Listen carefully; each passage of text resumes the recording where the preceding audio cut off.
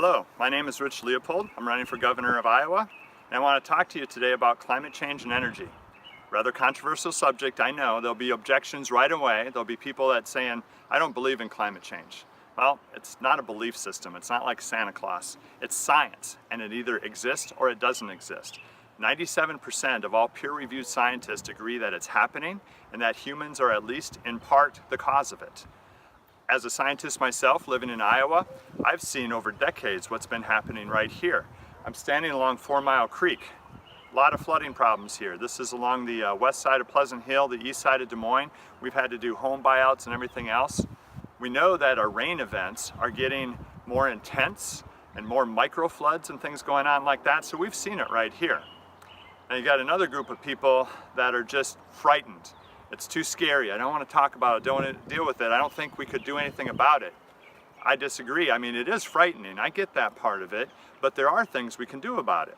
So in 2008, we had a climate change advisory committee that met, and over a year's time, they came up with dozens of recommendations that were low cost or no cost to our society that we could do to help with climate change right here in Iowa. Now this was a big group. This was bipartisan. They had business and industry, they had agriculture, they had environmental groups, public health groups, and they came up with these consensus recommendations. Of course, since that time, we haven't seen the Branstad-Reynolds administration move on any of these, but we can do it. We know we can do this. So how do you do this? You need to do so in a way that's also economically responsible. We worked with the wind industry, and at that point in time, we knew that the big boys were going to make their money, right? We knew Mid-American and Alliant were going to go into it and they would do fine. But we also wanted to make sure that small and medium-sized producers, farmer co-ops, schools, individual landowners would be able to share in that wealth.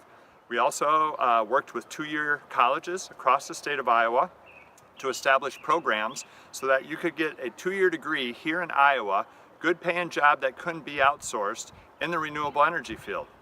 We also worked with heavy industry and high-tech industry. We attracted 7 factories making blades, turbines, or towers here in Iowa that, again, couldn't be outsourced.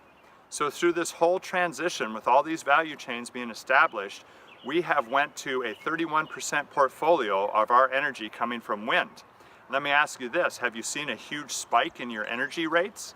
No, we did all of this while managing the economics of the situation.